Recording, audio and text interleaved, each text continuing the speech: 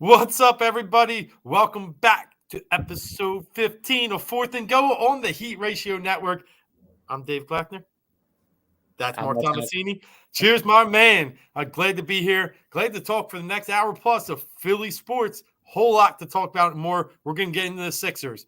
They just played the two NBA finalists in the past two games with the Bucks and Suns. How did that really look from our perspective, from our eyes? We'll talk a little more about the next 7 games coming up, where they're going to land in the playoffs. Then we're going to look a lot other in-town basketball. Talk about Nova making their third Final Four in the past 6 years. It's going to be tough without Justin Moore, but can they get it done in New Orleans? We'll talk a little of that. We're going to go to the Phillies. Nick Castellanos looking good already. That the sound off that bat is not what we're used to hearing. And then we'll get into a little Eagles talk. Maybe save some more for some fun stuff too. But with that said, let me bring in Mark. How you doing, buddy? What up? What up? The face is clean. I haven't been slapped. And, life is good on this side. I mean, Sixers games have been a little rough lately, but guess what? The Phils are mashing. And we have a fun summer coming ahead, hopefully. Keep your name out your mouth, or keep my name out your mouth. Man, that was all bullshit. I'm convinced that statement. It's more and more. There's more and more things that are red flag alert is out. I smell it. This guy is so desperate for attention. Yeah. And like this whole thing, with the entanglement stuff, that stuff was all gone. Sad. Stuff was all gone, and he was like, everyone knew he was going to win. Like, it was unnecessary. It was unnecessary. Yeah. What's up, DG? Mr. Old School himself. Checking in. Thanks, buddy. Hoping we can get a Heat Ratio show together over these next couple weeks as hopefully no basketball anymore, so can see some Steam Pub action, catch up with the fellas again. Thanks for checking in, Dan. The Oscars are a dying thing. I don't watch that stuff anyway, so whatever. It's not even news to me. Nope. But the memes are funny. Yep. So we're good there. And you know what else is funny? And I'm sorry to say it, but the way the Sixers collapse in the fourth quarter every game is almost funny anymore. And let's talk about what happened last night down at the Wells Fargo. Again, I'll say dominating. They had a 10-point lead. It was just 8 going in the fourth quarter. But really, they were keeping Milwaukee at a good arm's length. They looked like they were in good shape. And I tell you, and I'm about to pop this on the screen because I agree 100%, last night's loss, and you tell me who you put it on, and I'm just going to tell you it's Doc Rivers once again for me. Thank you. Yeah, absolutely.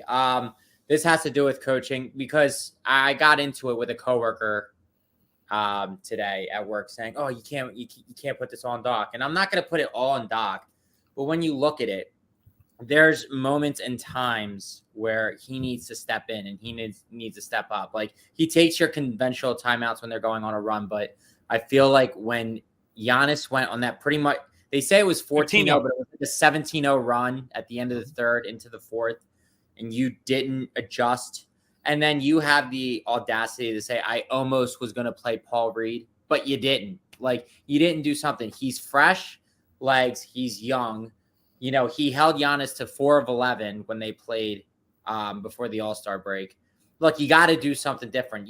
You're realizing that you're stuck with DeAndre, and you realize that, Millsap's not going to get it. You just let it happen. And, the rotations, I know it's not even a thought. It's a predetermined rotation. He just goes by that. But at some point, after 6 straight points, when you can just tell that Giannis is just getting to the basket at will, you have to call timeout. You got to change it up a little bit. You got to put Embiid in there. Even if you have to take him out for a 2-minute spurt to catch his breath in the middle of the fourth and then put him back in. I'd rather see that than for you to just let Millsap just die. Listen. Die. And they did a stat.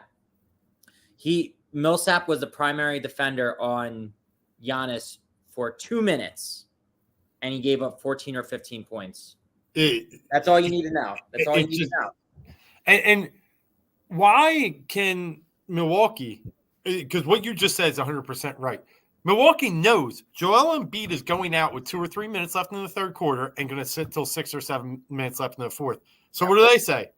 Well, I'm going to save Giannis for, I'll just sit him a minute or two in the fourth and right on the 6-minute mark. But I'm going to wait till Embiid's out and go on my run. And there's nothing Doc's going to do about it because Doc is as scripted as a Broadway play. And it's just an absolute joke. He can't take any feel in any game. The game was lost at the beginning of the fourth quarter. It was absolutely lost. Now, I can still argue down the stretch, Harden, you got to hit a wide open three. You can't airball it. Joe, you can't miss 2 shots like that then in the game and turn over one too. He threw a one-handed pass to Harden, missed a free throw with like 4 minutes left. I mean, there's a lot to blame in that game, but you lost that game in that fourth quarter. And the problem I have, and I know Joe was like, I wanted to get in, and he's also deflecting blame, which I don't like because he missed big shots, but Doc can never change. And that's the problem I'm having. Like what you said, he won't change. He's got this in his mind. This is when people are coming in and out. That's it. Yeah. And I was talking to another coworker who's a Celtics fan actually. But he doesn't like give us crap. And I was saying to my other coworker, I said, he's literally a better Brett Brown. And the Celtics fan goes, that's a really good analogy. Like, he's obviously better than Brett Brown, but like, how much better is he? Like, I don't fall into this 15th best coach, one of the top 15 coaches of all time. He's not that. Like, he won a championship on the coattails of the first real big three.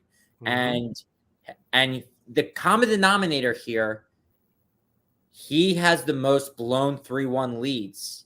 And you see it the past 2 years. Now, they did this with Brett Brown as well, this team, but including Doc in his past, blows leads. There's a common denominator here. Like, the coach has some blame in this. And it's calling, like, he'll call your typical timeouts, but not stopping that. He let Giannis do what he did. He didn't do anything to change that out. And the plays that they call from inbounding or out of timeouts is just terrible. Like, they say he's a good X and O coach. I bet he is. And the things I'll say, like, we've seen the improvement of Joel. We've seen the improvement of Tyrese Maxey. We've seen him get the most out of guys. That's great. But again, it's kind of like Andy Reid. They're good Monday through Saturday. But when it comes to game day is when he drops the ball. Yeah. Yeah, it's tough. And Dan, you bring up a good point. Like Millsap, it's over, man. Like, why are we not seeing Paul Reed? Why are we not seeing Brown, Charlie Brown Jr.? Like, just throw anything. And that's fine, too. Just throw anything athletic out there because now, I mean, Millsap can't even move. It's sad. I mean, the guy did have skill and did have some great years, but this dude is beyond cooked, and we got some damaged goods in that deal. But it shouldn't be on him. It should be on the coach to know that. Yeah, the rest of his contract is guaranteed. You literally can just be, all right, guys, it was fun. If you guys win, I'll take the ring. Thank you. Yeah, and I'll be down in like street clothes for the rest of eternity. But and part of the problem is no closer, and that's my problem too. That's why you're making the comparisons, Mark, of Brett Brown, which I think it's not. I don't think they're the same. No, I said a better Brett Brown though. Like, no, and I get that. I'm giving him a lot more credit than that. Yeah, but because they couldn't close games then, and because they can't close games with Doc, their results are going to be very similar. Doc Rivers will be out of this town come mid-May. Like it's going to happen. Or when do the playoffs start? They actually start. They start mid-April. Yeah. So, he's out probably. April 10th is the last game. Early mid-May, and that's. We'll see. That the only problem is a lot of his contract is guaranteed, and how much they're actually willing. He's got a couple years left, which is annoying. So. Yeah, well, you feel it. You feel they're going to go after Harden's boy. They've already turned this page over. They're going after him. D'Antoni? Yep. Oh, we're going to bring him back? Can't get the whole band back together. I feel it, but in the end, I mean, they got to find a way to close that game. And Joe had his chances. They look sloppy in the half court once again. Harden, Harden I'll give him. He played 46 good minutes. The last 2 weren't very nice, but I'll at least give him that. Do you take anything out of these last two games, though? The fact that they hung in with the Suns, the fact that they, should have beat the Bucks, but the Bucks just seem to have their number. Do you still take anything out of that? Yeah, I mean, it's not, I don't want to say cause for concern, but you kind of know what you're going to get with this team. Like their matchups are going to be tough. Like I looked at the standings today and to see, of who they could play. There's only two teams that I guarantee that they win those series, and that's but no, I'm wondering what you felt about the Suns and the Bucks team. I want to get into who they're going to play. Like just about. Did you feel confident because they were in those games? I did, but it's like they should have won, and and they had chances to win both, especially last night. Much more last night than the other night because remember they were down 10 early on. 10, 12 to the Bucks. So, and they came back. So they were able to come back and then take a huge lead on top of that. Yeah. So they did it. They did their part. But really, the tone of the game was the part that Embiid said. I know you don't like that he kind of deflected blame on that part. But at that same time, like, Doc's got to change up and say, Joe, you're in there. You got to stop this. I'll pull you back off. But he stuck to his ways. But he's got to say, look, I missed shots at the end. I made bad plays. He usually does. He usually does. Yeah, he should have dunked that ball. But to your point, couple reasons why I think he didn't, but yeah, he was going up quick, worried about the shot. But to your point, yes, you should be encouraged that they were down 10 early and they did play a full Bucks team. Yeah, like that. Now that Lopez is back, back. Yeah. And then the Suns game. I mean, they were up 15 early in the second quarter. Let that bleed away. Third quarter wasn't great, but fourth quarter they came back and got to within one or two, and then they just let it get away. So, and that's an excellent team. The Suns are a really good team right now too. Yeah, and this is my point. It is a problem, and it becomes a half-court game in the playoffs that you're going to be close, and you're going to need closers. We'll see. I know. They need to figure that out. They need to figure out what it is that they can put teams away. I unfortunately don't know if it's going to be this year that they figure out how to close. And, it changes the way you feel about this team going forward for the rest of the season. So remember me last week. I was down. I was not happy. They limped their way through the Lakers game. They looked bad against Toronto. It didn't get that much better for me. One good game against the Clippers. The Suns game frustrated the heck out of me once again, too, because I just feel like they can't get a stop when they need it. I feel like Danny Green, this is no lie. My kids watch the games with me. I call him Danny Monday because I take my trash out on Mondays. So now they're calling him Danny Monday every day. But he's just terrible. He played decent last night. Decent because he hit 3 threes, but he still made the flagrant foul on Giannis that, it's 2 shots in the ball. I mean, very bad. I know, but I don't know if that's fully on him. You understand you're going up for the block the way that Giannis does it. You see this plenty of times in basketball where you get clipped at the hips. Yeah. You fall down and his arm was coming down. Like he was going to try and make a play. Now, I think it would have been smart had he just not really go for the block at that point because he probably wasn't going to get it. But I think once you're clipped like that, you go over and then you just fall straight down because a lot of times you see if he doesn't stop himself, he would tabletop and go over Giannis and flip over on his back. Yeah, but he hits him in the face. I mean, but it goes back to the Suns game too. He fouled Booker like 3 times. He's a guy I just don't trust out on the court, and he gets out there and they blow leads. So I don't know. I'm not that encouraged by the losses because losses don't mean much to me. You can learn from them a lot of times, but you still lost. If they would have came back and beat the Bucks, I probably would have felt a little better about the Phoenix game. But to me, it just says this is the team I know they have. They have an average to a little above average team in the East. They're going to land, and this is where I'm ready to talk to you about the next job. They're going to land somewhere in the 3-4 range. Right. Probably not the worst thing in the world for them, but it just spells second round exit once again. And Dan, ask one question. I'll let you take this one, Mark.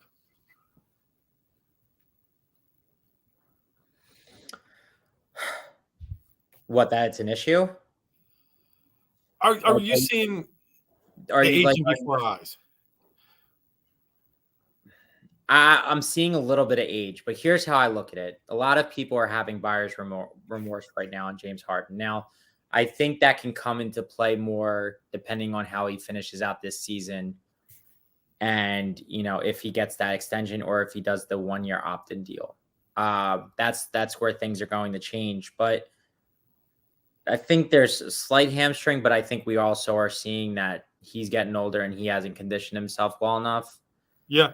But what he's doing for this team right now is still, obviously, this is going to be an obvious statement, but it's still a whole hell of a lot better than anything Ben Simmons ever did for us. Like, you got to put it out there. And he showed last night he still can shoot. He's still a distributor. Like, the distributor, here's the thing. You've already gotten the better Ben Simmons out of him. And he's he's at the twilight of his career. So, I'm not mad about it. Now, when paying him $250 million, that's where you got to look. Yeah, draw the line. I hope I hope he just opts into the next year, but that would be wonderful for us, but I don't know if that's going to be the case. He's not going to do that the way he's playing. I guess the answer to your question is, am I buying Harden's hamstring? Yes, it's an issue.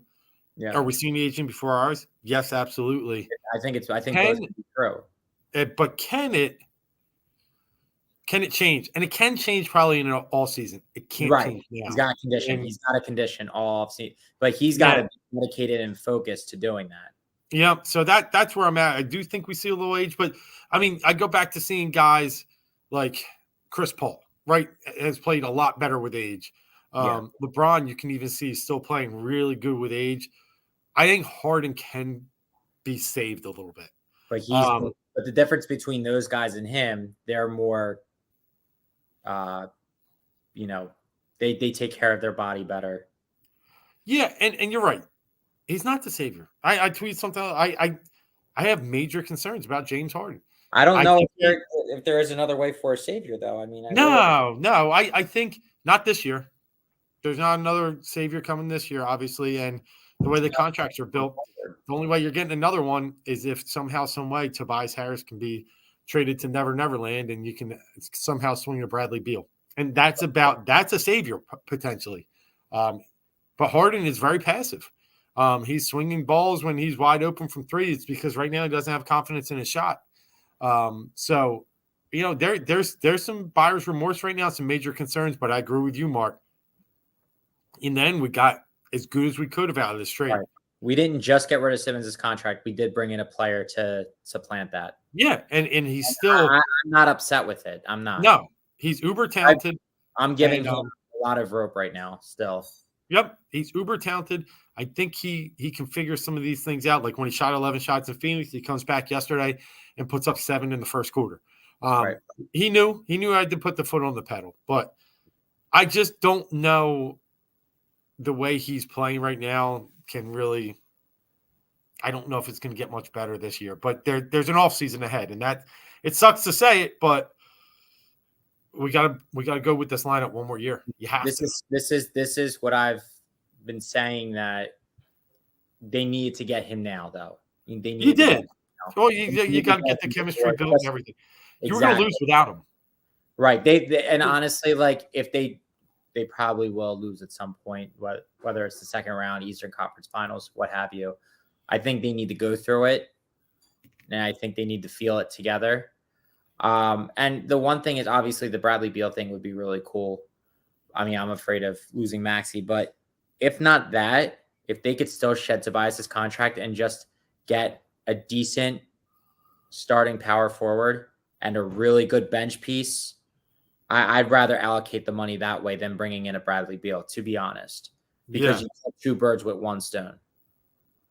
Yeah, that's how I would do it. If you can get yourself either a great bench piece and a good power forward, or a good power forward and a good bench piece. So let's talk about the results of last night. And the results of last night, while they hurt and they stung right away, if you take a step back and look where they fell to 4th in the Eastern Conference. Look, I never want to play. I like to play, and you just, however you play, the basketball gods determine where you land and who you play in the playoffs. I don't ever want to play for a certain opponent. But in the end, being 3 or 4, playing Toronto or Chicago, even Cleveland maybe, definitely benefits the Sixers more than being 1 or 2 and potentially having to go up against Brooklyn. But I'll also say this.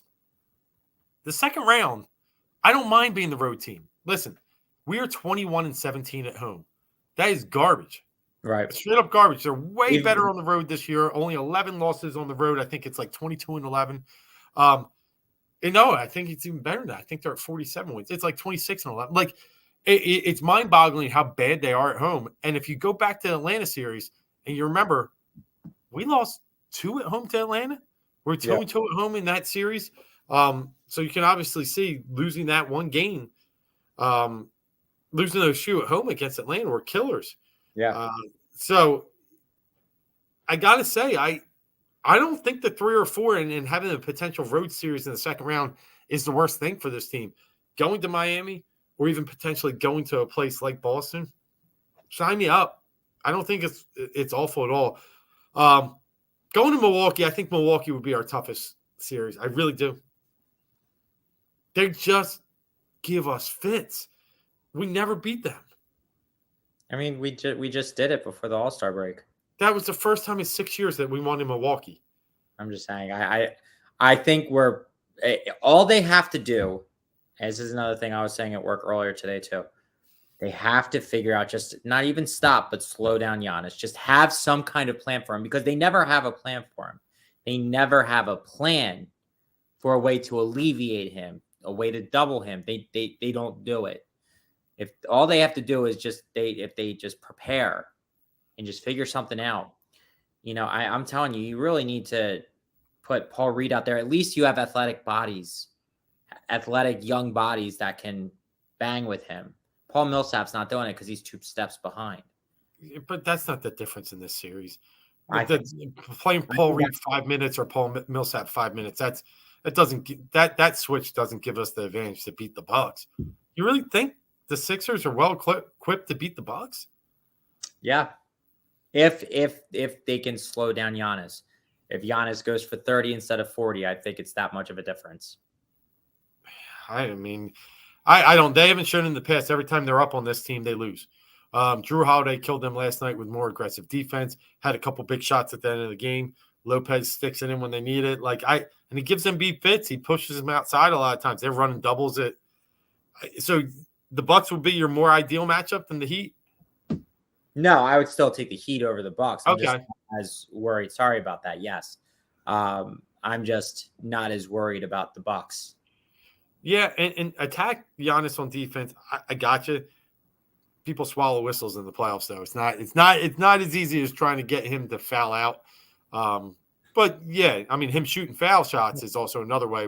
I could live with you guys on that one if we want to get him the line more and start counting like they did in the playoffs last year. But they're the defending champs for a reason.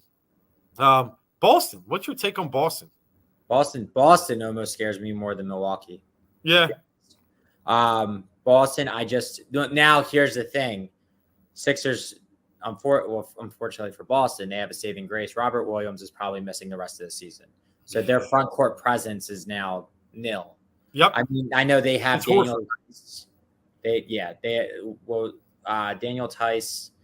I mean, it's just he gives Embiid fits and stuff like that. But for the most part, it's just really finding a way to contain Tatum. You're going to lose some with Jaylen Brown.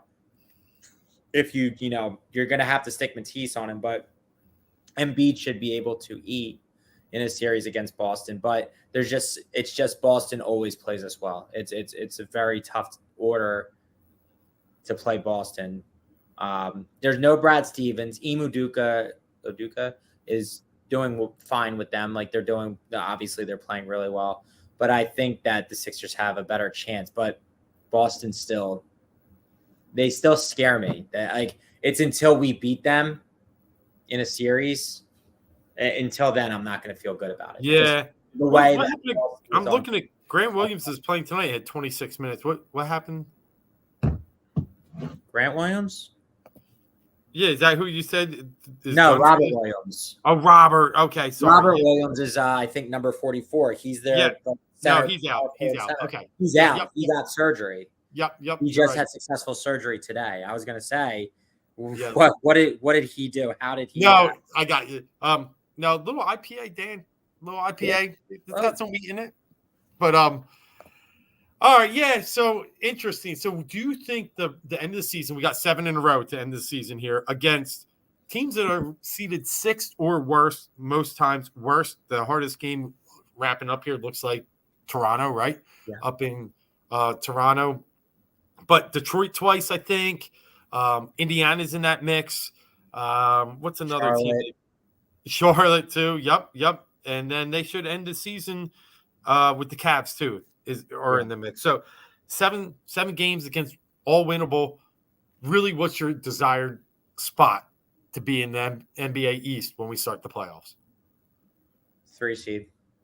3. Not bad. Yeah. 3. You're drawing either the Raptors, the Bulls, or the Cavs. And I will say I'm going to roll it out and say I'll still take the 2. I'm hoping for the 2. Right. So then it's just, you have a better chance of having Yeah, no, right now I think Toronto is 6. That's what I said. But it all depends on tonight. I think Cleveland was playing; they could catch them. But yeah, I think I would roll the dice that I take 2, and I think Brooklyn's going to win that playing game.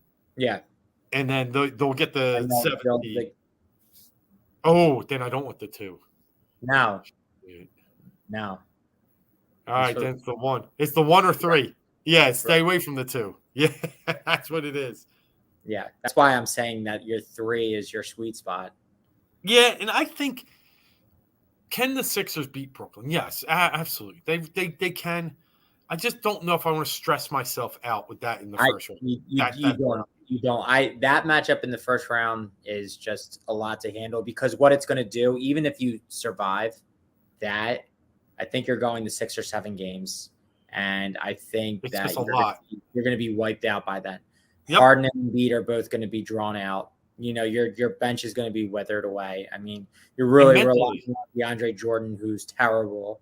Like you will have nothing left. I think it'll be tough unless they just catch fire. But I just don't see that happening. This isn't a glitchy team. Like they either are, or they aren't. There's no we're going to go catch heat. Like it's not going to happen that way. Yeah, and I'm with you. I just don't want to, and I'm not scared of anybody. I don't play that way, like we said before. But it feels a little like Phillies Cardinals about 10 years ago now. What was that? 2011. Yeah. Don't let them in. But we played our guys to get that 100 win or 102nd win, and then here we are playing the hottest team in the first round of the playoffs, and it's tough. It's tough when you have to. The Phillies would have won the World Series that year. They didn't run into the Cardinals. Yeah. Chris Carpenter. They were just. Holiday gives up 1 run and loses 1-0, and Cliff Lee, what was it, game 4, up 4-0? Game 2. That was game 2. They were up 4-0 and blew it. So he blew. Yep. Yeah. So I mean, it's all about what you put out there. It is. All right, bud, let's talk about the other exciting news in town when it comes to hoops. And the Big 5 team has made the Final Four. Once again, it's Jay Wright and the Villanova Wildcats. Man, they are just so tough. I was on Betting for Breakfast with Mark on Saturday. I did pick Villanova, but I will tell you, Houston was the best team left in this tournament. And if Villanova did not suffer that injury late to Justin Moore, I'm talking about cutting down the nets this weekend or next Monday in New Orleans. Now it's made it a little tougher. Yeah. But what can you say about this team? They are just – it's something so cool to watch. They just beat you mentally and they beat you physically. And then before you know it, the whistle blows and you lost. Like you don't feel like you lost until you look up and you're like, this team just beat us. This team of nobody much bigger than the 6'8", they just ran screens around us, made us tired. They were efficient, never turned the ball over, made free throws, and we just lost. Houston shot 1 for 20 from 3. They'll be shaking their head for years thinking about this game but they lost to a team that even if they shoot a couple extra threes, I think Villanova somehow becomes more efficient and makes a few extra shots too. They're just that type of team. They'll match up any way possible with whatever you bring to them. And it's just a testament to Jay Wright because this team has had their lumps this year. They only scored 39 points early in the season against Baylor. They had some losses to Purdue. Even mid-season, they had some L's that were unexpected. I think St. John's. And then late in the season, won the UConn late. They didn't win the Big East regular season for first time in a long time. That was to Providence. But then they won the Big East tournament. And they've just really – they do what they do when it comes to March. Right. They win. Yeah, I mean, it's coaching. It's Jay Wright. It's his system. It's the guys that they get. They get great recruits who most likely aren't going to be NBA players or NBA stars, but he has a system and they fit in and they play well. I mean, I know this Justin Moore kid was supposed to be, he's very talented and good. Obviously, the Achilles tear sucks, but it doesn't matter who they're playing because going into the tournament was like they go against Michigan, they go against Purdue, they have 7+ footers. Yeah. And thinking, I mean, we don't even have a Curtis Sumter on this team. Like there's no, like you said, 6'8", 6'9", maybe is their tallest player. They're going to get worked. And that kid from Purdue, I think is like 7'4". So you're like Zach Edey. Yeah. How can they not just feed the ball to him? Like if they end up playing a guy like him, it's all panned out that they haven't had to deal with that. And, they defy the odds. They're so cool, calm, and collective. And they have, a Colin Gillespie, a Diacono. They always have those guys, but it's a nice mix though. They're not like the Kentuckys that just have a bunch of All-Americans. Like Jay Wright knows what he's looking for and he knows the guys to get. I agree. And it's funny. Jay Wright told this story a while ago, and it might've been right around the Kyle Lowry time. Yes. This is going back. They ended up, they would get to the tournament, somehow fail. And he said, I got to go out and get some different players. I got to get these guys. And Lowry was a tough guy. I think he was out of Brooklyn, I want to say. He was somewhere up in North Jersey, New York area. And he started to recruit these guys that were a little not the Villanova way, we'll put it. But he was looking for the upper echelon of players. He was trying to dip into the Kentucky types, the Dukes, not quite that. 5-star, but he was trying to get 4 stars no matter what their attitude was. And they lost. And he just, he's sitting there shaking his head. And he loved Kyle. Lowry's Philly. Yeah. He was Philly? He's Philly. Yeah. Man, maybe I'm thinking of someone else they got up there. There was some guy he got, and it's Reynolds? No, they love Scotty too. It'll come back to me, but in the end, I know he said, we got to start getting Villanova guys. Right. We got to do this the Villanova way. And they have started to do it their way. And they tantalize teams. And I thought it was so interesting. Kelvin Sampson, the coach of the Houston Cougars at the end of the game, he said, it was going to take a really good team to beat us. We knew that. That's a really good team. Yeah. I mean, that's the best probably compliment you can get when you hear a top-level college coach tell you you're a really good team. They weren't making excuses. Right. He knew they lost to a good team.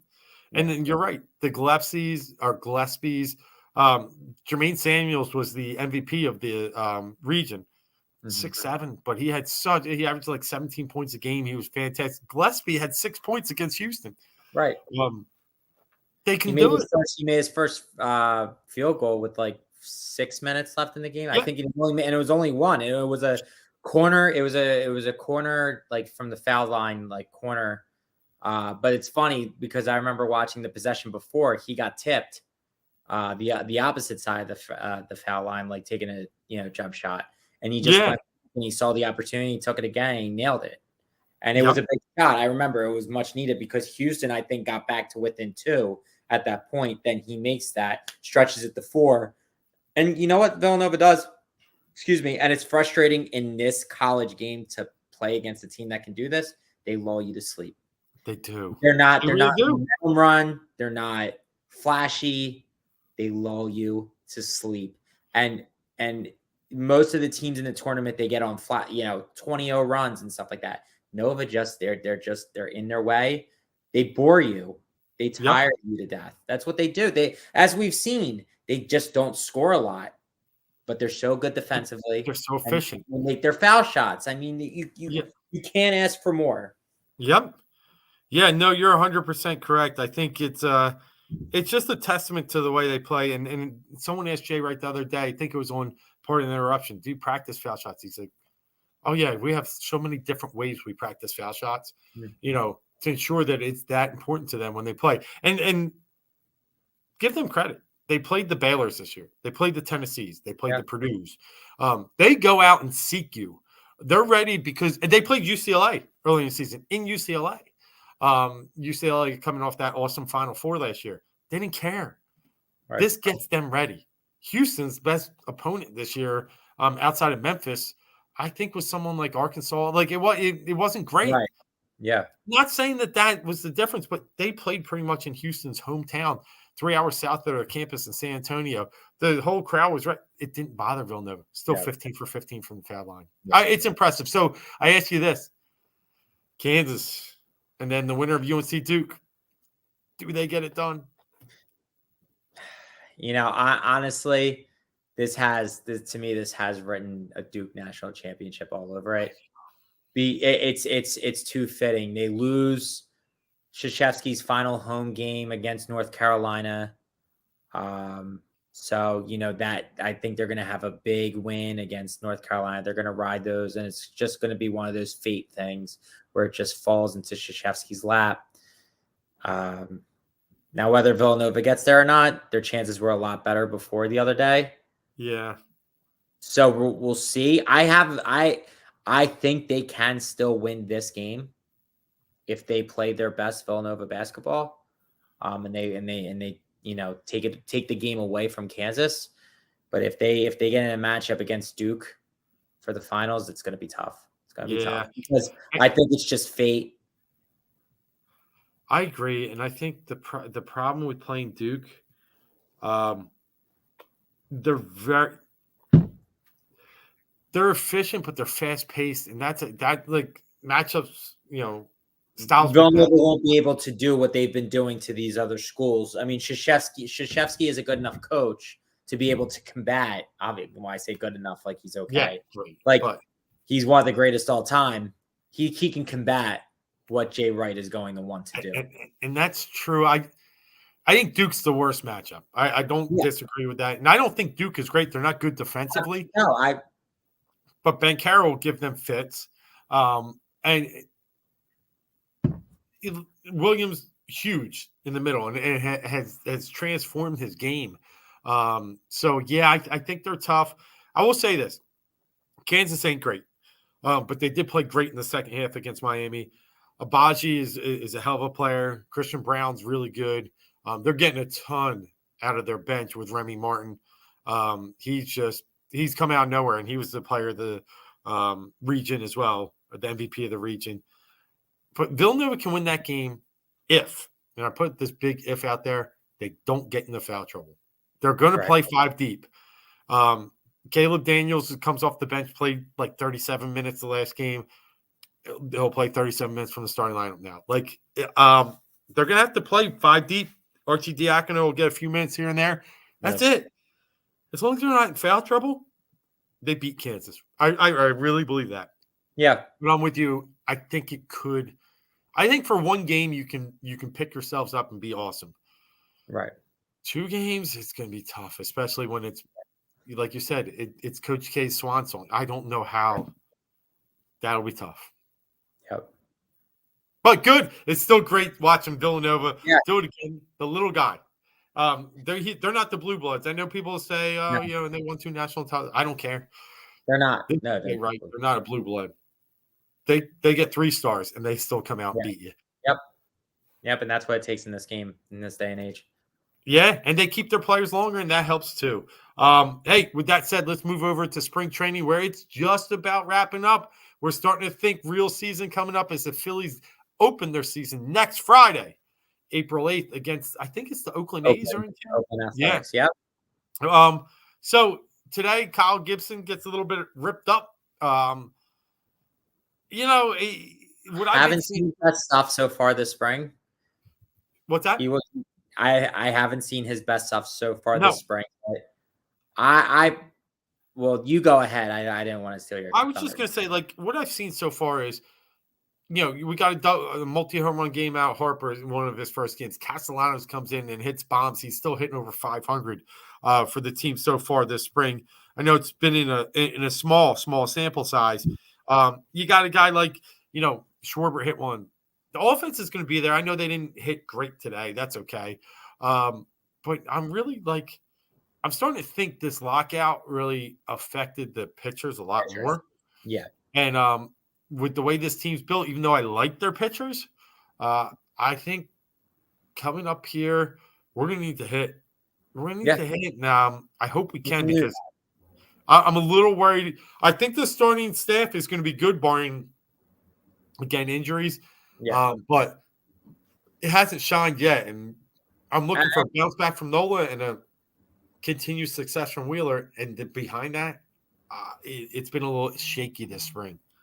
The lockout was tough because, I know Hoskins said that guys were getting together, and like some guys were down in Florida February 1st and stuff like that, of course. But there's a difference in getting reps, real game reps for them, tosses. And we're seeing a lot of pitchers still figuring out what it is that they're going to do, testing out their breaking ball, testing out their curveball, and they're doing it in live action. I think we're not going to really start seeing dominant pitching performances until, not mid-April, because it starts April 8th, but like towards the end of April, that's when we're going to see pitchers get into their grooves. I think it's throughout all of baseball. I don't think it's just the Phillies issue. I think it's everybody. I mean, the Phillies are taking advantage right now. You talked about the big guys, Harper, Castellanos, and Schwarber, but Moniak's hitting. Stott's hitting. He's going to start. He's going to make the team after that Adam Hazley trade. Yep. I think Moniak's going to make that make that. And Odubel's hurt. So here's right, and but Vierling, it could be Vierling because he's been pretty good. No, and I think Vierling starts. They're not. I have a hard time believing that they would start. I'm a Moniak fan. I have a hard time believing that they would actually run Moniak out there. I mean, he's a first overall pick. You got to put him in those situations. But Vierling's played well too.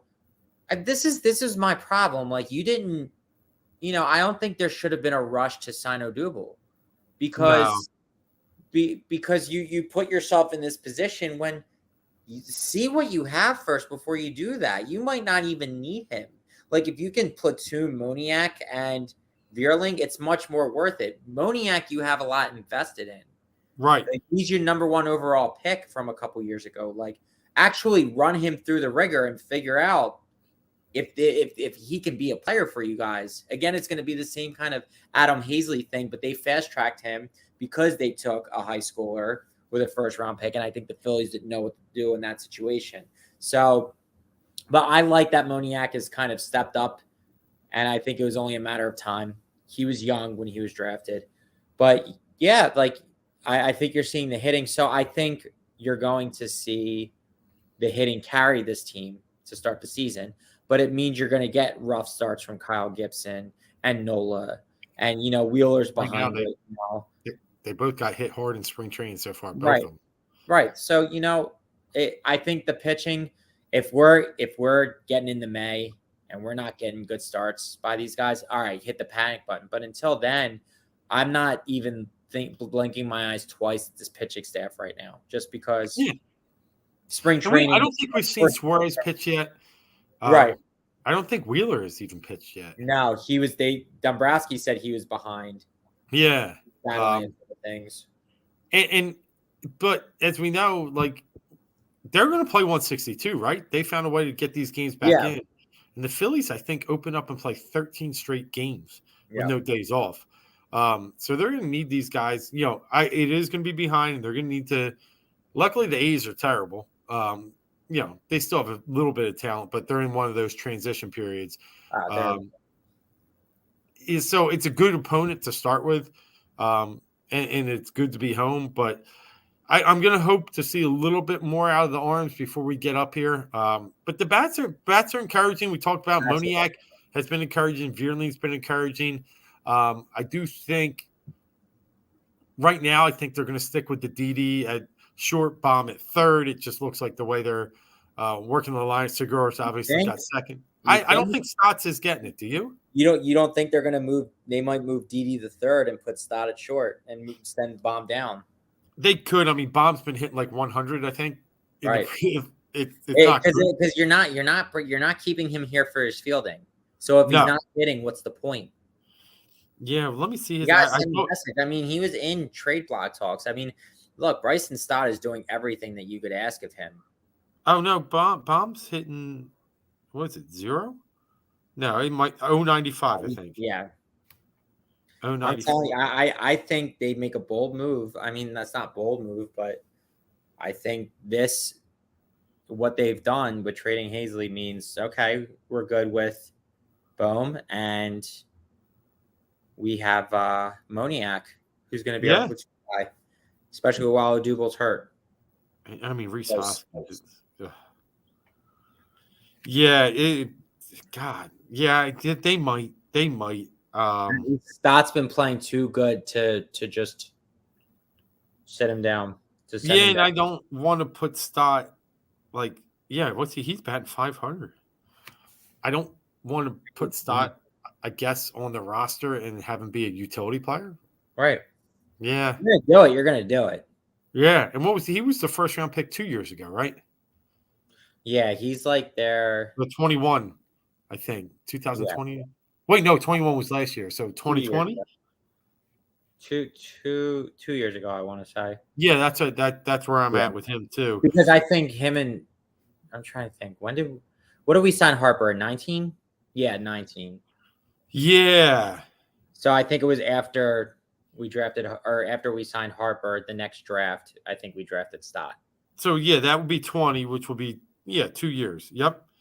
Yeah, he was drafted. Because they have the Las Vegas connection. And he was actually drafted in 19. So right. That's Yeah, we signed Harper. Yeah.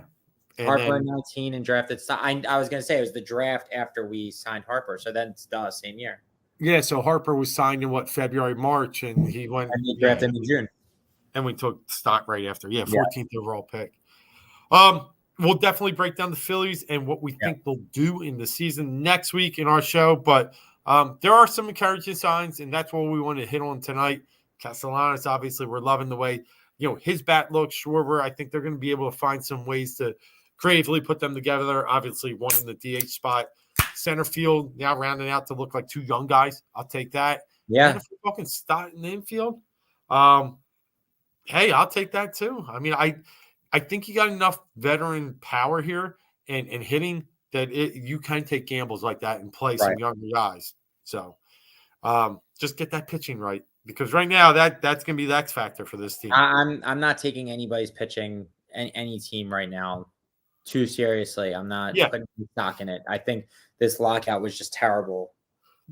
Because like swinging the bat, you can go to a cage, you can swing a bat and stuff like that, and you can, I just think with pitching, it's figuring like batting, it's aligning your eyes and getting a feel for what guys are going to be throwing to you, what you're waiting on. But pitching, it's figuring it out, and you need those reps, and they just haven't been able to do that. It's it's tough.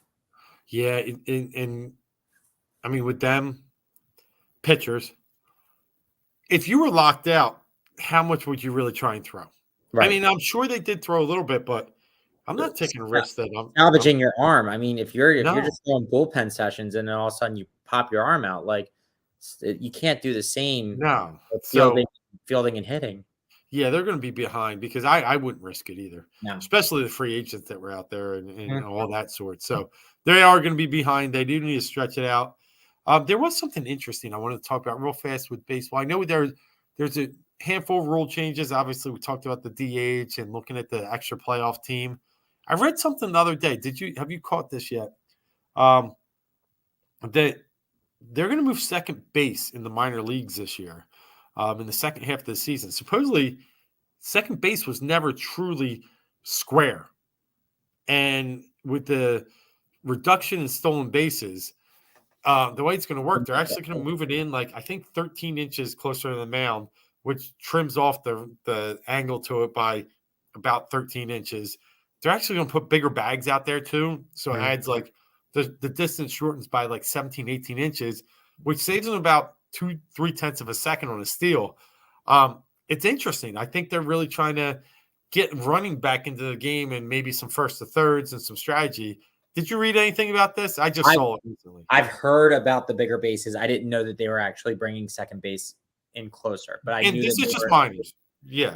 Yeah. Well, that's what they do. They test everything out in the minors, and then if it works, they bring it up to the pros. Like that's what they were doing. Yep. You know, yes. Everything like that. They test it out in the minors, bring it up to the pros. Like that's just.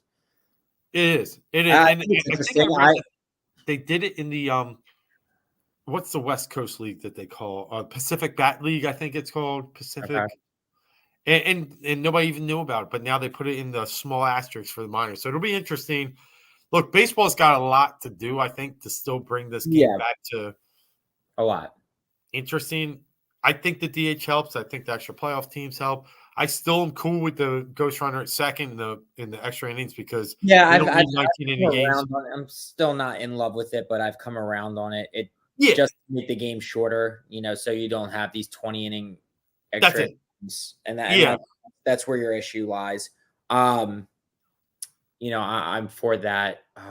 And I don't like, and I'm glad they did it. Like I hated when we put relievers in, and it was like, 1 for 1 for 1. You got to be out there for 3 batters at a minimum. I like that. I know that was a few years ago, but that's the one thing that they are doing, which I'm interested to see how it pans out. They're taking away the shift next year, not this year, but next year.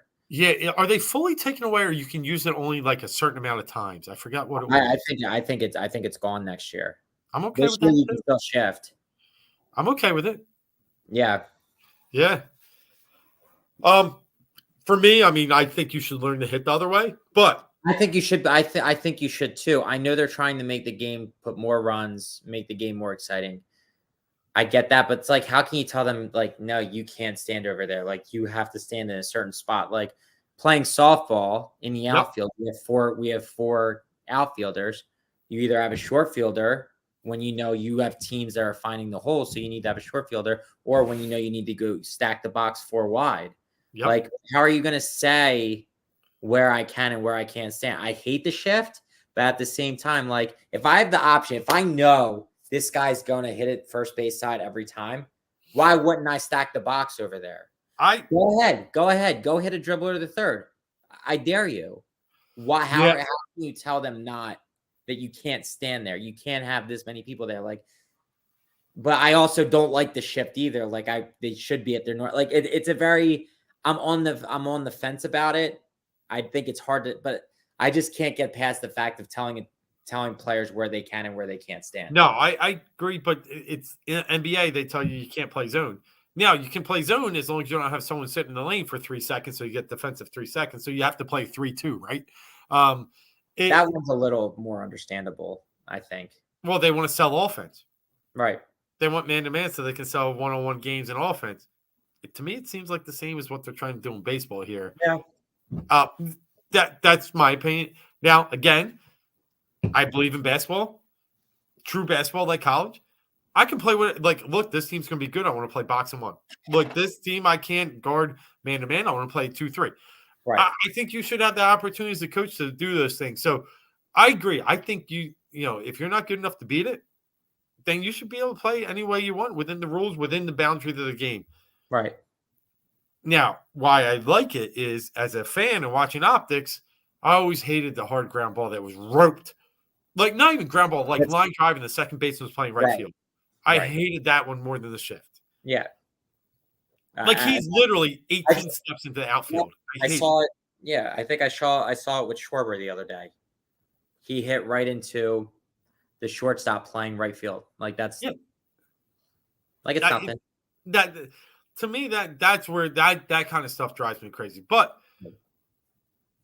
you should be able to hit, like Tony Gwynn would tell you, I'll just kill him to left field all day. Yeah, he would have. But that was They tell you focus on what you're good at doing. Don't change it. Because what do you get paid? Dinger's pay. Right. And that's just the generation that we're in. So yeah. It is. All right, talking about what pays, Philadelphia Eagles made one big move this week, and it was surprising. I've read a lot of articles on it, but the Eagles landed a linebacker, Yes, and they landed a linebacker of quality. Yeah. And Kazir White from the Los Angeles Chargers had what like 118 tackles, something in that range. He got better each year as it went on. It's his 5th year overall. He did 4, I think, with the Chargers. Yeah.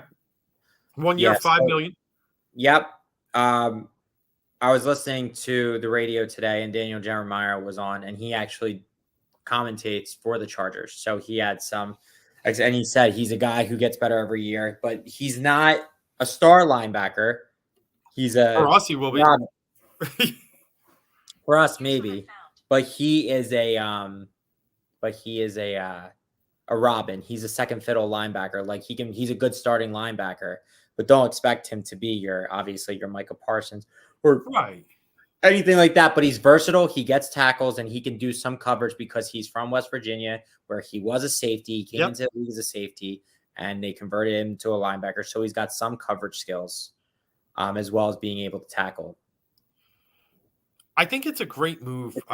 It's not too much of a risk.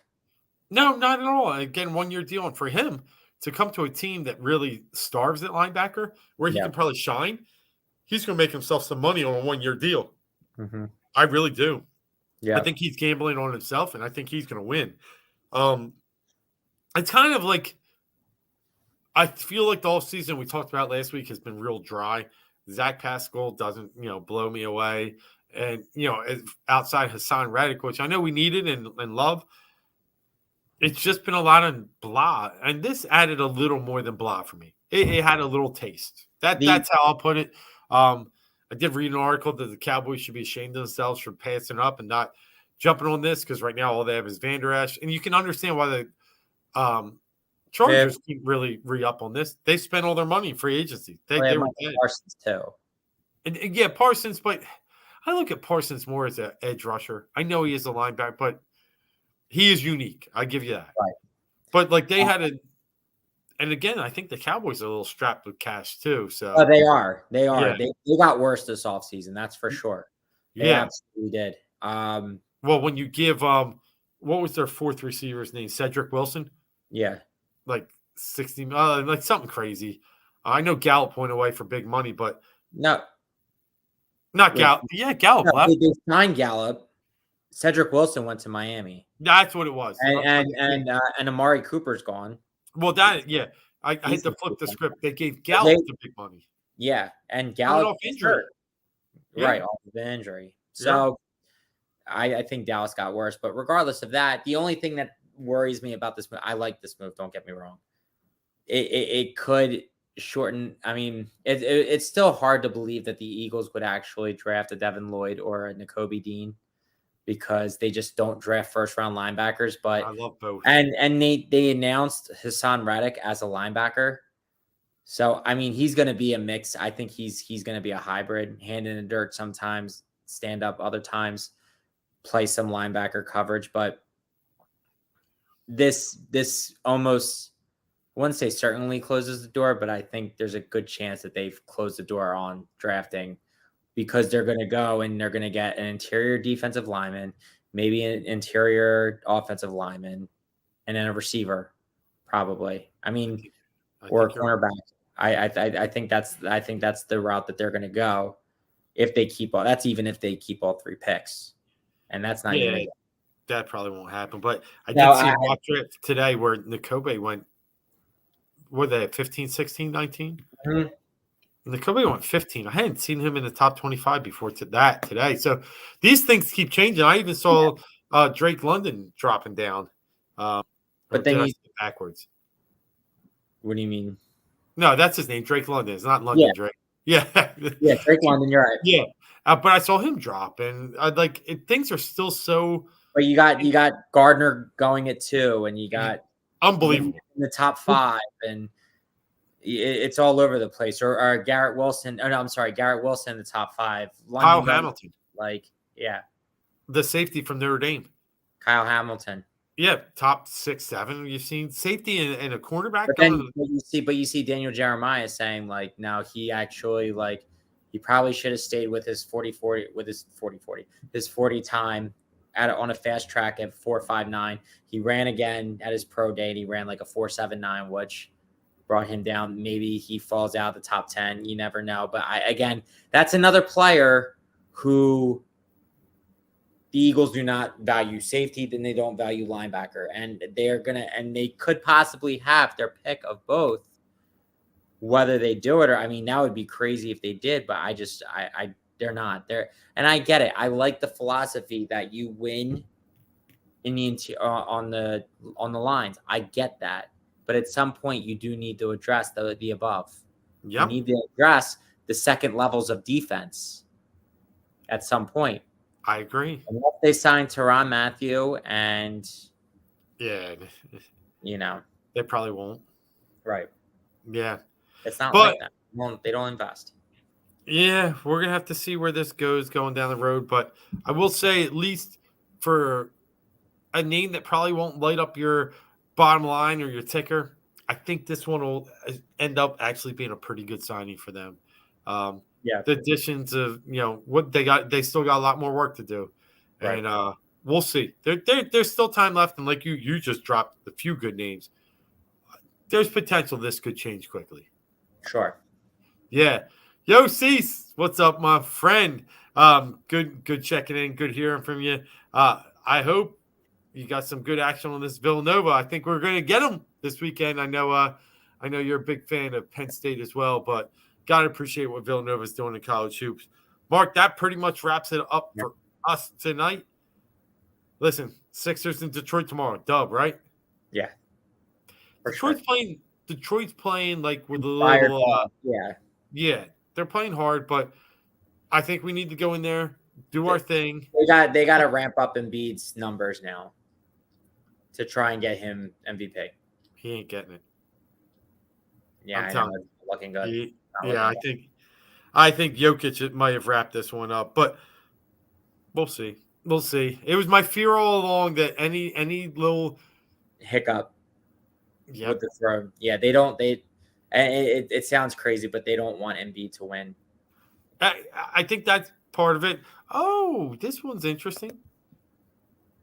I don't hate. One of those teams that has come really deep out of nowhere. One that was maybe not going to make the tournament until winning at Duke. Now in the Final Four, it's awesome to see those teams. I would be okay if they spoiled Dukes.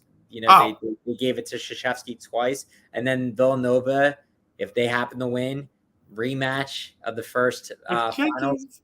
Yeah, exactly. And then the second time they won, they beat Kansas, right? I think so. So they got them in the first. Yeah, it's just kind of always it's just crazy how it works out. Because I think they beat Buddy Hield in Oklahoma in the first Final Four game. The Elite Eight. Yeah, I thought it was in the Final Four, and then Kansas they beat in the finals. So, and it wasn't even that close, I think. No, but the Carolina game, Carolina one was the Chris Jenkins shot. Yeah, oh, it was awesome. Yeah. And they had the kid, the lefty from Carolina, Marcus. What? No, not Marcus Williams, but Marcus something. Yeah, not White. Yeah, but he hit some crazy shots near that too to bring them back. Yeah, no, he hit the shot, and then that's when they went timeout. And you still sometimes see, they show, oh, this was a great shot. Like they did like a great moment. But then what they don't show you is 3 seconds later, Jenkins daggers and wins the championship on that shot. I still love Charles Barkley. His reaction where he jumps. Dancing. Time you've seen him jump in 30 years. Yeah, dancing. Love it. All right, you know what I love? I love talking sports with you, my man. For the last hour, talking Philly 4 for 4 and so much more. Until next week, we'll get into it. We'll talk about the national championship. We'll talk about where the Sixers sit in the East, obviously, as we get a better feel for where they'll end up in the playoffs and what their potential first-round matchups will be. Philly's coming home by the time we talk next Wednesday, and we'll be getting ready for our MLB preview here on 4th and Go, because that's what we know. We know everything Philly sports, and we talk it to you just like you do at the bar or with your local friends. I'm Dave Gluckner. That's Marc Tomasini. We are Heat Ratio Sports. And until next week, we're deuces. Have a good one, everyone.